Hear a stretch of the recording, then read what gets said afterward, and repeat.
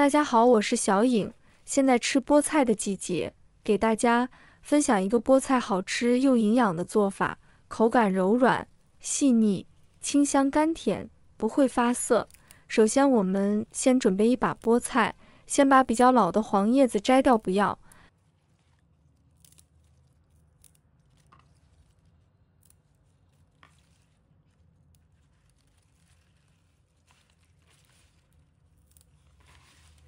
大部分人都会觉得菠菜的根部很多泥土，加上不好清洗，所以在清洗之前呢，一定会去掉根部。其实菠菜的根部还有着丰富的营养，而且口感呢很是香甜美味。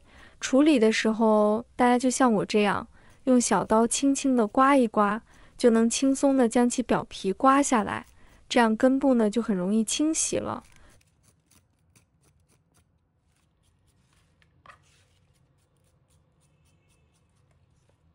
全部处理干净后，把它放入水中，把菠菜根慢慢的清洗干净，最好是清洗几遍，因为菠菜根特别是根部位置泥沙特别重，一定要清洗干净，吃着才放心。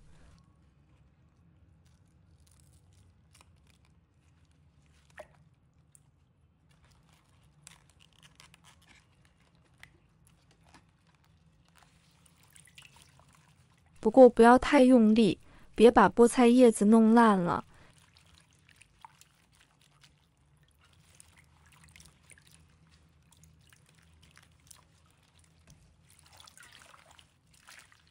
现在清洗干净后，控干水分，放在菜板上，把它切成小段，菠菜梗稍微切短一点。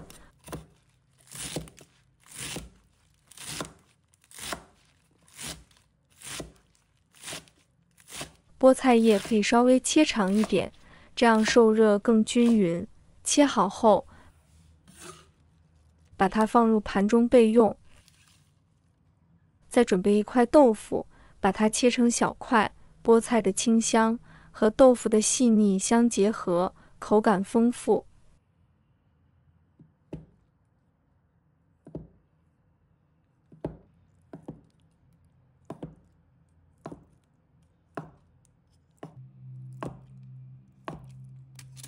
切好后，把它放入盘中备用。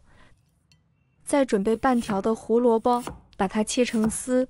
胡萝卜的甜味与菠菜的清香相结合，形成鲜明的对比，主要是搭配颜色和丰富营养。切好后，把它放入盘中备用。再准备一把葱白，一块生姜，把葱白切成葱花。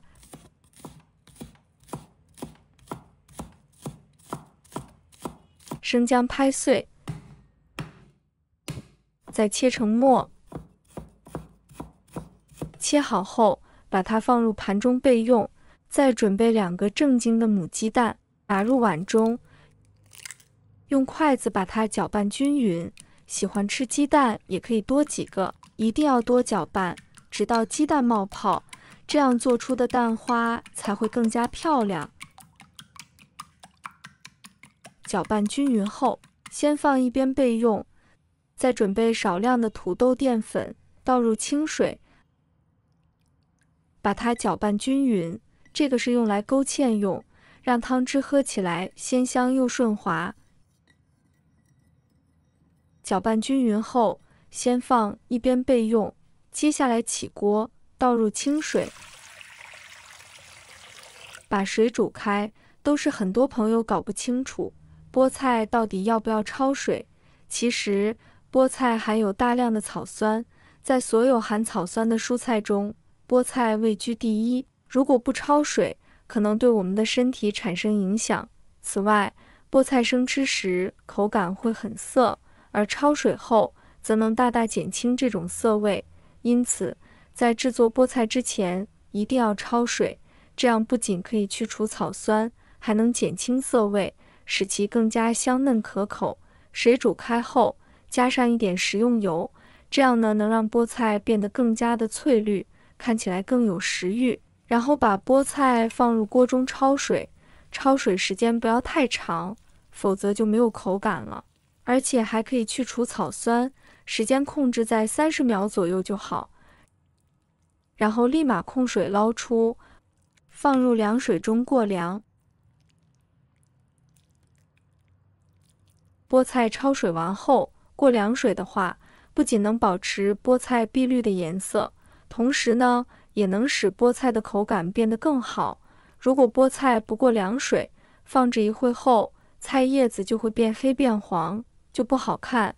现在我们就控干水分，把它放入盘中备用。接着再起锅，放入适量的食用油，油热后加入葱姜，先煸炒出香味，葱的时间稍微要煸炒长一点，这样做出来菠菜鸡蛋汤味道会更香，炒至葱表面微黄，香味才浓郁。接着倒入开水，保持大火先烧开，水煮开后，放入1勺的生抽，提味提鲜，加入1勺的食用盐，半勺的胡椒粉，去腥提味。继续保持大火煮1分钟，让香味和鲜味能够很好的融合一起。接着把胡萝卜倒入锅中，豆腐也加进来，把它稍微推动一下，继续煮至断生。亲爱的朋友们，制作视频不易，小颖每天都会分享简单实用的家常菜。如果今天这个视频对你有所帮助，记得给小颖点个赞哦，或者留言转发一下，非常感谢大家的支持。然后关最小的火，接下来开始勾芡，这也是这道汤好喝的关键一步，一定要呈现细线状，将芡汁倒入锅中，这样受热均匀，勾出的芡汁才不会出现疙瘩。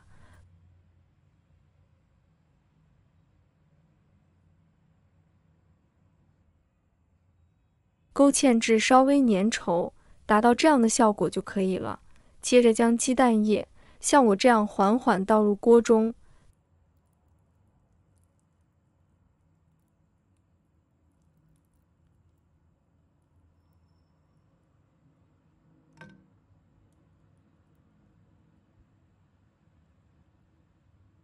倒完后静置10秒钟，让鸡蛋液能够很好的定型，然后用铲子稍微推动几下，这样做出的鸡蛋花大小均匀，不会太碎了。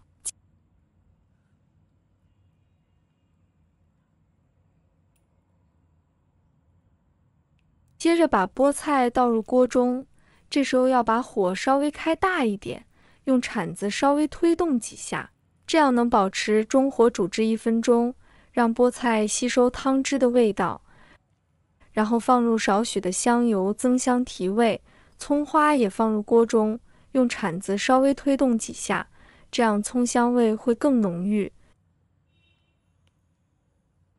就可以关火，出锅了，装入碗中，就可以美美的享用了。